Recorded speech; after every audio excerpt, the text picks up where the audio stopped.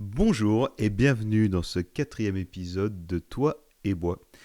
Épisode au cours duquel nous avons reçu notre premier invité, François de l'atelier du ralliement. Nous en avons profité pour discuter donc d'un projet de maison individuelle en construction en bois. Cela sera l'occasion de parler de contreventement et de conception un petit peu atypique. Allez, c'est parti!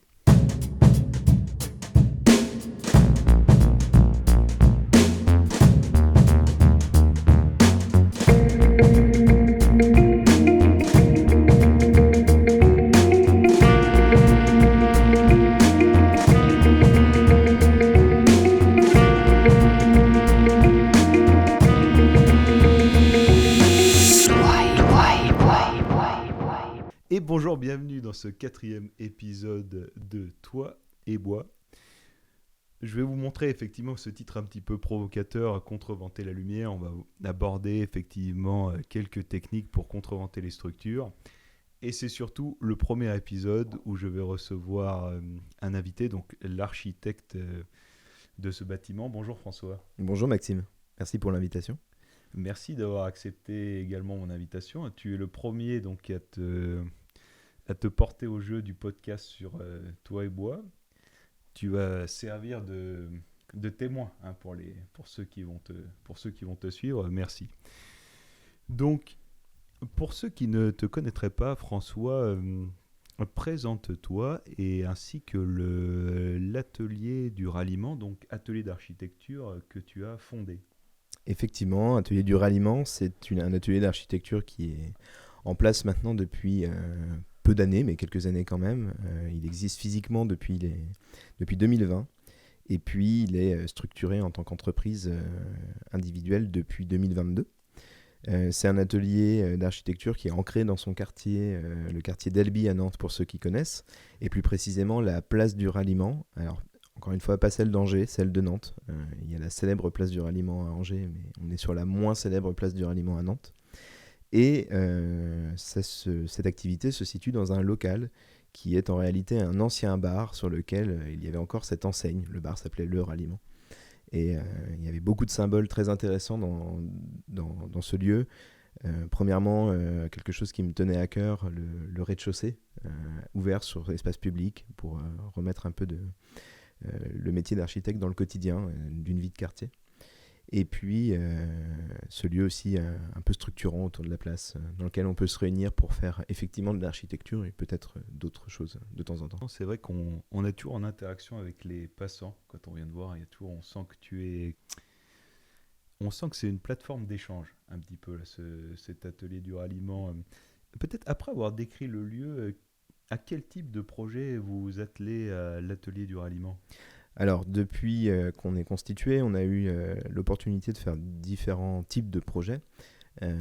Celui qui nous amène aujourd'hui et qui effectivement la majeure partie de notre activité, c'est l'habitat individuel.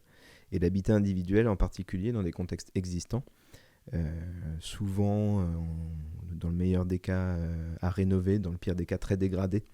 Et cet exercice de l'habitat individuel, il nous passionne parce que de travailler sur un contexte existant, c'est souvent l'opportunité de se poser la question de comment aujourd'hui on habite au XXIe siècle et à partir de structures qui étaient là hier et qu'on va donner à prendre soin. Pour poursuivre cette description, aller directement donc, sur le projet qui va nous occuper cet après-midi, qui est le projet du cellier.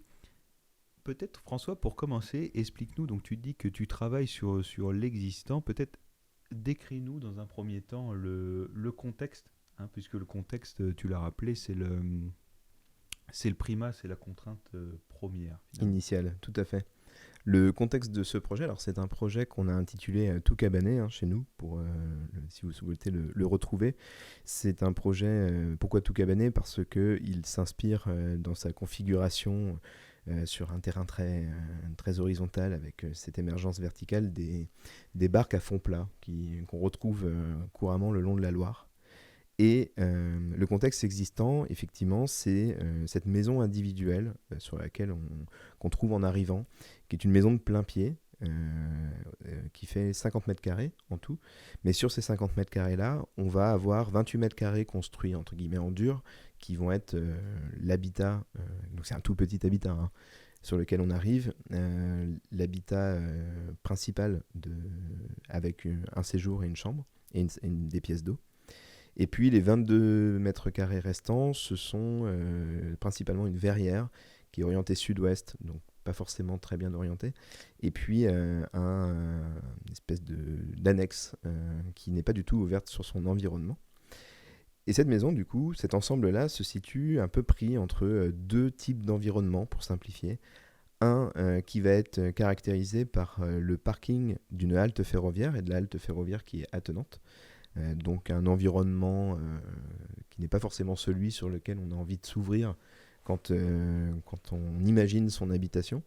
Et puis, autour de cette maison, toujours, on retrouve un autre type d'environnement qui est ce coteau rocheux, ce coteau végétal, avec une diversité de végétation très riche, très foisonnante, avec des contextes topographiques très forts, qui est significatif en fait des coteaux d'Ancenis. C'est le démarrage un peu de ce sillon rocheux, et ce qui fait que c'est le versant de la Loire où on retrouve des topographies et des variations un peu plus accentuées que quand on va vers la Loire aval.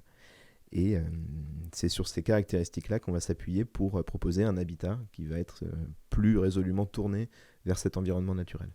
Pourquoi tu as décidé donc de cet habitat existant, donc cette emprise d'une trentaine de mètres carrés, pourquoi tu as décidé de le surélever et finalement de ne pas t'étendre finalement? Quoi en étage et pas finalement en long? Alors, Pour il y dire a... de manière un peu triviale, hein, tu m'excuseras, je sais pas les termes. Non, mais architecturales, t'inquiète pas, techniques. je vais les reprendre. Il y a trois raisons à cela. La première, c'est que la maison existante actuelle, pour être très précis, c'est une maison qui fait 28 mètres carrés de surface plancher. Et ensuite, vous avez 22 mètres carrés, donc pour un total de 50, qui sont constitués d'une verrière qui est orientée sud-ouest, et qui est donc très soumise à la surchauffe et très peu qualitative. Et donc ça, c'est 15 mètres carrés. Et puis les 7 mètres carrés restants, c'est une petite annexe pas du tout éclairée et ouverte sur son environnement. Ces 22 mètres carrés-là, on va prendre le parti de les supprimer parce que, voilà, encore une fois, très peu qualitatif, mal adapté à l'orientation dans laquelle il se situe. Ces espaces-là, notamment la verrière, regardaient vers le parking. Et donc, le fait de considérer qu'on va supprimer ces espaces-là et qu'on va retravailler à partir des 28 mètres carrés-là, et ben, ça va être un parti pris architectural de dire qu'on essaye de construire un habitat, une maison individuelle sur une emprise au sol très réduite. Ce qui ouvre la possibilité de renaturer les espaces qu'on a déconstruits. Et ce qui permet aussi en ne s'étendant pas, de supprimer d'autres espaces naturels qui environnent la maison. Donc c'est une invitation aussi à apprendre à travailler sur des emprises au sol réduites pour générer des habitats quand c'est possible. La deuxième raison, c'est le fait qu'en venant surélever, on se donne la possibilité de créer des nouvelles ouvertures.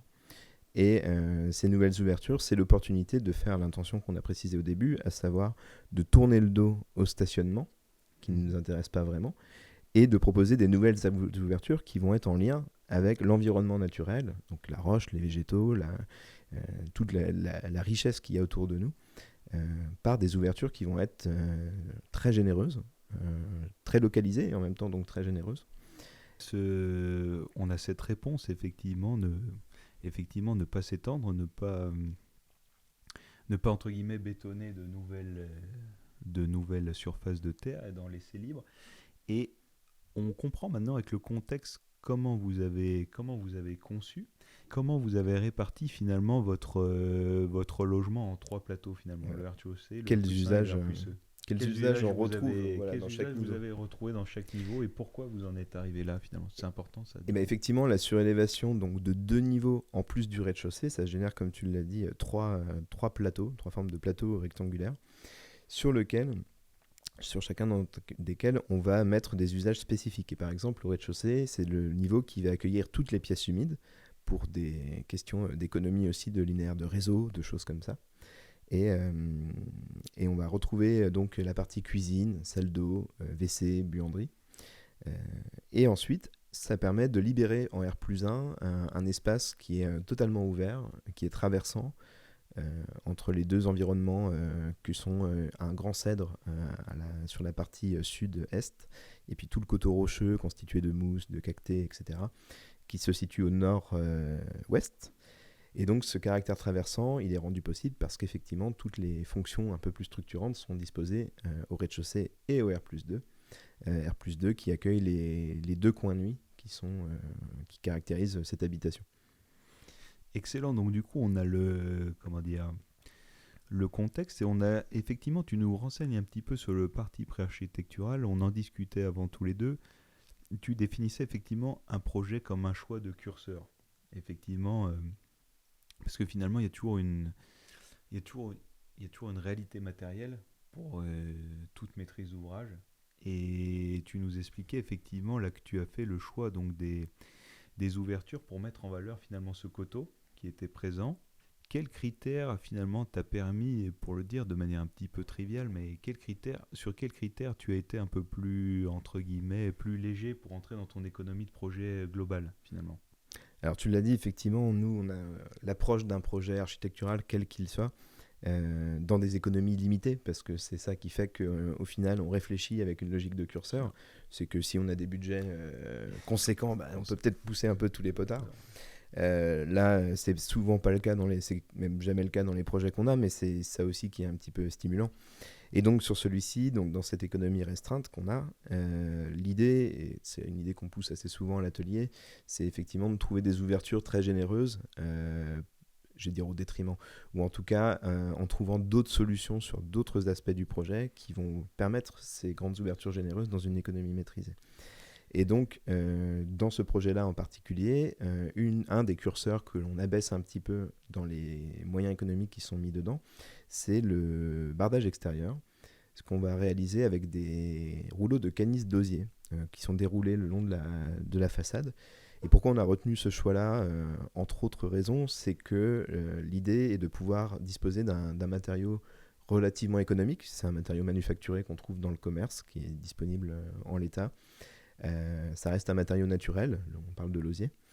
Et puis, dans sa mise en œuvre, c'est une mise en œuvre relativement simple et donc facilement auto-construite.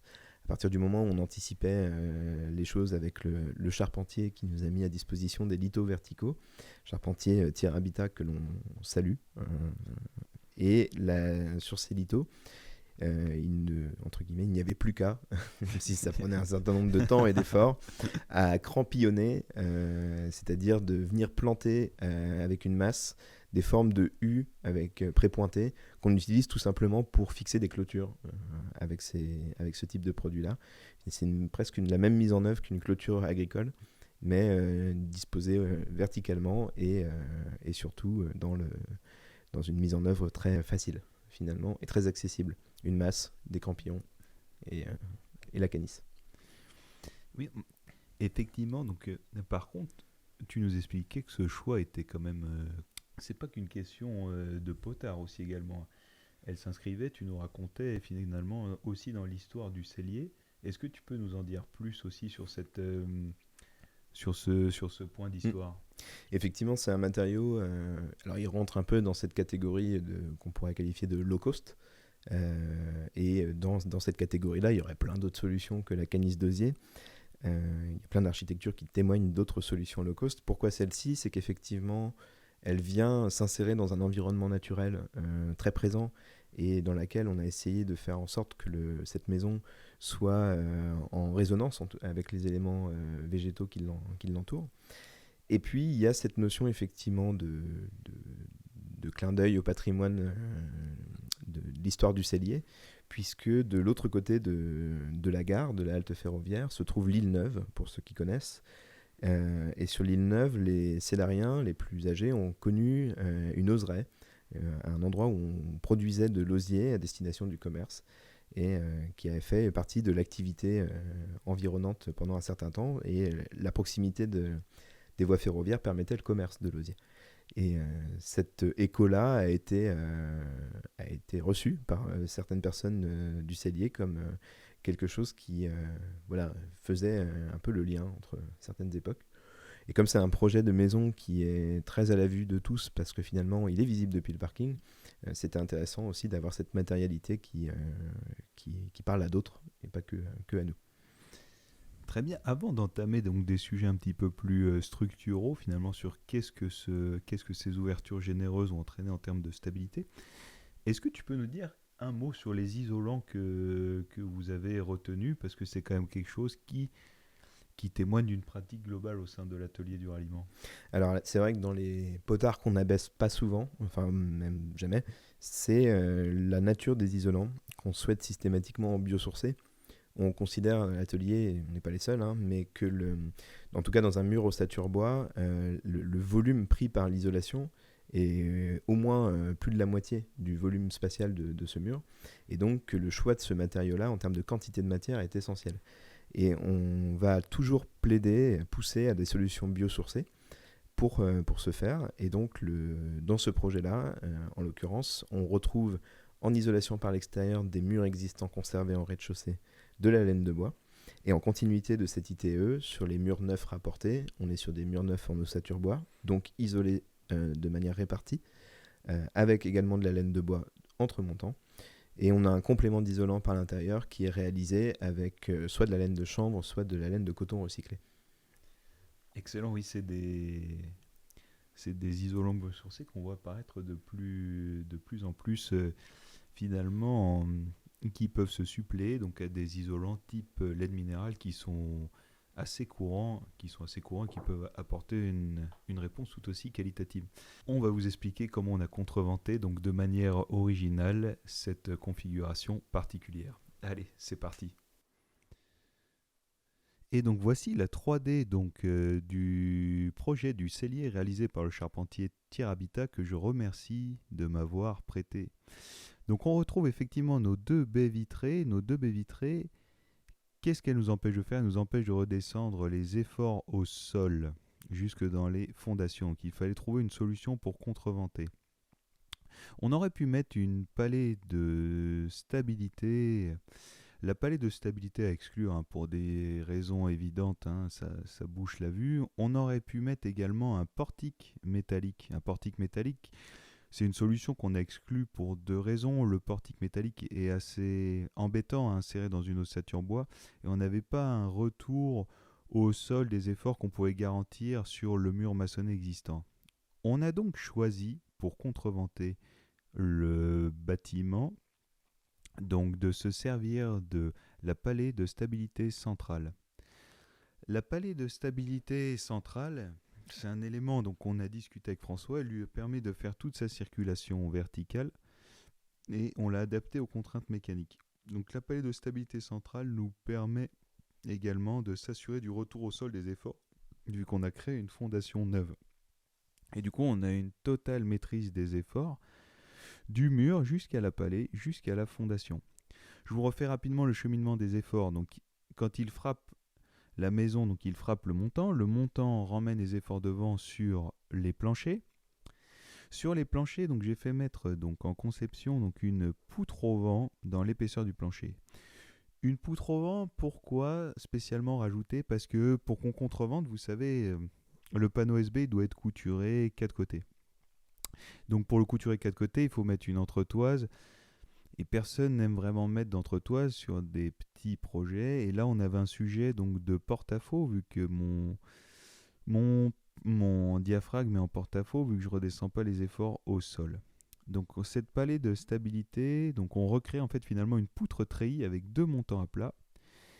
Et l'ensemble est ramené dans la pallée de stabilité via une ferrure. Et donc on a un contreventement parfait donc du montant jusqu'à la pallée de stabilité dans le plancher, jusque dans la cage d'escalier par ferrure, et on remaîtrise l'ensemble avec une fondation en béton. Voilà en ce qui concerne la stabilité de cette maison du cellier. On va terminer sur une discussion finalement un petit peu plus libre. Je peux te cuisiner encore quelques instants, François, tu es d'accord? Avec plaisir. Excellent. Et il y a quelque chose, moi, qui m'a beaucoup marqué quand j'ai rencontré des architectes, c'est que je comptais le nombre de secondes avant qu'arrive le mot Japon, finalement dans votre rapport à l'architecture. C'est un peu mon running gag. Au bout de combien de temps je rencontre un nouvel architecte qui me dit Japon. Est-ce que tu pourrais nous, parce que cette chaîne s'adresse aussi pas mal aux ingénieurs, est-ce que tu pourrais nous dire finalement qu'est-ce que le Japon, est-ce qu'ils sont en avance sur la construction bois? Qu'est-ce qu'il y a finalement, qu'est-ce qui vous inspire dans le Japon finalement? Qu'est-ce qu'ils ont résolu finalement? Qu'est-ce qu'ils ont apporté? Tu pourras pas faire une pratique exhaustive, hein, Non, c'est une réponse de thèse, ça. Voilà, Ça fait 3 ans pour. exactement, donc je te prends à froid finalement, mais toi, sans aller dans des configurations, dans des considérations un petit peu trop élancées, toi finalement, qu'est-ce que tu peux me révéler finalement sur ce rapport de l'architecture et du Japon, François? Il y a d'autres influences pour les architectes que le Japon, mais c'est peut-être un fil rouge, effectivement, chez certains. Évidemment, c'est une histoire de culture de l'habitat, une culture constructive aussi. Je pense notamment à une expo qui a eu lieu tout récemment à Paris sur l'art des charpentiers japonais, qui peut du coup nous donner un peu d'indices sur pourquoi on peut être, nous en tout cas vis-à-vis de la spatialité, très intéressés par ces superbes charpentes apparentes et cette culture qui existe dans ce pays depuis très longtemps. Et puis plus récemment, peut-être dans l'architecture moderne et contemporaine, l'apport de l'architecture japonaise a été très significatif, au point que c'est très abordé en école d'architecture, peu importe le parcours. Il y a forcément un moment dans tes 5 ans où tu vas croiser une référence architecturale venant de ce pays. Et puis, pourquoi on les montre très souvent? Là, on parle d'habitat, donc c'est aussi, si on restreint un peu à ce champ-là, l'habitat, la manière d'habiter peut être drastiquement différente, par coutume, par habitude, aussi par forme de tolérance qui sont différentes des nôtres. Et ça ouvre la porte à d'autres manières d'habiter qui forcément ouvrent notre champ de recherche, notre champ d'exploration. Et c'est ça qui fait que ça devient des références, c'est qu'en fait à un moment donné on peut trouver dans tout un tas de projets japonais des manières différentes de faire qui peuvent nous inspirer, nous ici en France mais aussi ailleurs. Bon voilà, j'entends le petit running gag sur le Japon parce qu'effectivement je pense qu'on est beaucoup à s'appuyer là-dessus. Pour autant on regarde beaucoup d'autres pays, l'Espagne, l'Amérique du Sud, il y a pas mal d'autres très belles références qui peuvent revenir, mais c'est vrai que la culture architecturale japonaise est quelque chose peut-être un peu récurrente. Est-ce que tu pourrais nous donner quelques codes pour que l'ingénieur puisse vous comprendre? Se sentir à l'aise avec nous. Pour se sentir à l'aise. Et réciproquement. François, explique-moi. Il y en a de considérer que cette frontière elle peut ne pas exister déjà, parce que effectivement, si on part d'emblée avec l'idée conceptuelle que cette frontière elle est là, quoi qu'il en coûte, ça marche pas. Je pense que, alors c'est pas propre à moi, on est beaucoup d'archis à penser ça, et surtout de la jeune génération, qu'un projet de qualité dans l'habitat, mais même aussi dans d'autres secteurs du bâtiment, un projet architectural de qualité, il passe par une très bonne entente entre toutes les parties du projet. Et un projet juste avec un architecte, il sortira pas comme il faut. Et un projet juste avec un ingénieur, il sortira pas comme il faut. Et de considérer tout de suite que pour qu'un projet soit de qualité et qu'il réponde aux besoins qu'on attend de lui, ça passe par avoir une équipe pluridisciplinaire. Tout de suite de pouvoir le considérer comme tel et de ne pas remettre ça en question, c'est j'ai envie de dire, le prérequis. Et une fois qu'on a dit ça, il faut être en confiance et en connaissance des compétences de chacun. Il faut pas forcément, même si en architecture, il faut évidemment qu'on ait des bases de structure et une culture constructive qui soit nourrie de tout un tas d'expériences, de recherches, de connaissances, etc. Il en reste qu'on n'a pas la maîtrise de certaines vérifications, du calcul et de choses qui incombent finalement à l'ingénieur. Et au-delà de ça, l'ingénieur, c'est pas pour moi c'est notre cas ensemble, sur ce projet, c'est pas uniquement celui qui calcule. C'est plus que ça, c'est quelqu'un qui conçoit avec toi. Nous, on vient un peu, pas faire les... Casser les rêves. C'est ça, mais tu vois, nous, on a quand même cette réputation un peu de dire non. Mais... Alors que c'est pas... je pense qu'il faut pas le considérer déjà d'une comme ça. Et de deux, c'est ce que tu disais sur les bases, c'est que nous, je vois à l'école d'architecture, on encourage maintenant de plus en plus, ça n'a pas attendu ces récentes années, mais en réalité, on remet ça en avant, de comprendre quand même comment les choses se construisent, comment on passe de ce qu'on peut imaginer au réel. Et effectivement, l'ingénieur a un peu la caricature de nous faire rentrer dans le réel de manière très forte et de venir apporter des choses qui peuvent brider des fois un certain nombre de fois l'imaginaire. Or, c'est pas comme ça du tout qu'il faut envisager, je pense, la chose. C'est qu'il y a des intentions architecturales qui sont à préserver, et l'architecte en est le garant. L'ingénieur structure, en tout cas, et tout au titre d'ingénierie, a ces enjeux aussi dont il est le garant. Et donc, il faut pouvoir, nous, en tant qu'architectes, les comprendre. Et là où, en tant qu'ingénieur, moi, ce que je peux inviter à faire pour vraiment être en capacité de se mettre dans des équipes pluridisciplinaires comme ça, c'est de se constituer peut-être une petite base de culture architecturale. Ouais, pour, également aussi de son côté. Dans ce sens-là, pour se dire aussi qu'à un moment donné, si, je caricature, mais si l'architecte à un endroit a décidé qu'il ne fallait pas de poteaux, que l'ingénieur puisse se comprendre, même si ce ne serait pas faisable en l'état, pourquoi il a cherché à faire ça. Et comment, peut-être par une solution alternative ou des propositions qui vont aller dans le sens du projet, on va pouvoir préserver au maximum l'intention architecturale. Et c'est ça, c'est cette capacité à dialoguer qui nécessite peut-être une petite base de culture réciproque qui serait intéressante à acquérir par toute personne qui démarre, et puis toute personne qui a déjà démarré. Ouais, et carrément. Et ben excellent. Oui, c'est vrai que c'est pas bête finalement pour se comprendre. Et on vient de dire finalement des banalités, mais qui reste toujours assez vrai, c'est adopter un minimum de culture de l'autre finalement. Enfin, et ça c'est très intéressant comme. C'est assez trivial, mais en même temps très intéressant comme. C'est important de le redire, je pense, conclusion, même si c'est trivial. C'est important de le redire. L'architecture et le bâtiment, ça devient de plus en plus un contexte qui est très normatif, où on a les normes thermiques à respecter, les normes structurelles, les normes de la ville, le PLU, tout ça, des règles qui deviennent de plus en plus touffues, qui peuvent se contredire parfois.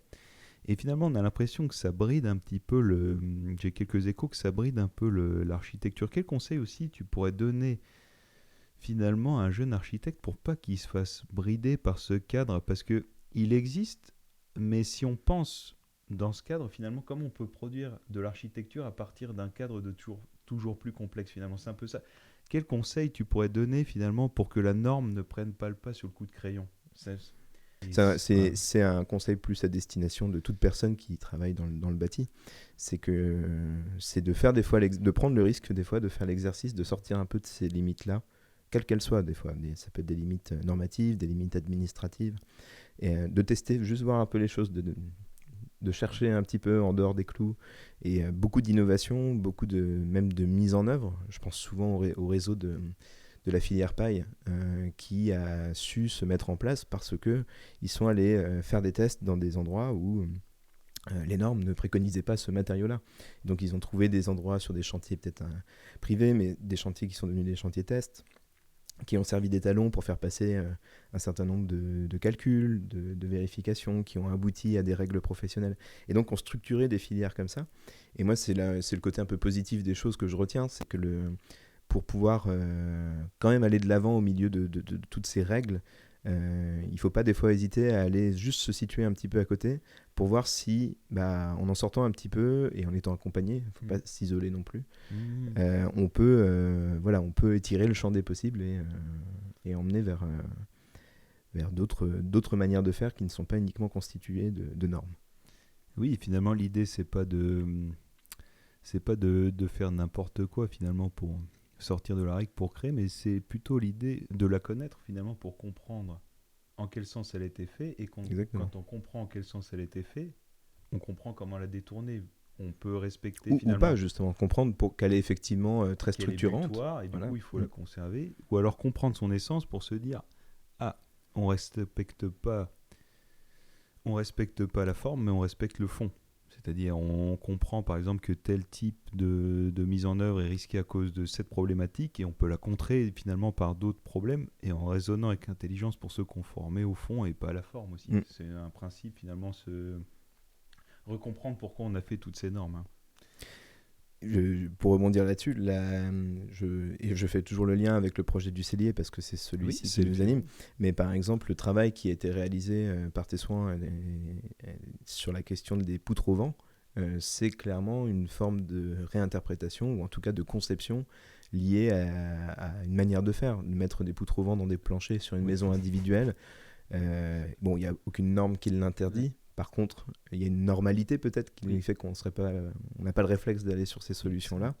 Et là, la force de l'ingénieur, c'est de pouvoir être en capacité de proposer ce genre de solution, un petit peu en dehors des clous finalement, pour aller chercher une situation plus adéquate qui correspond à ce projet-là, sans pour autant, ce que tu viens de dire on fait n'importe quoi. On fait bien attention à des choses qui sont normées, calculées, dimensionnées pour ces usages. Non, et ben excellent. Merci François d'avoir joué le jeu et ce passage de témoin finalement du premier invité.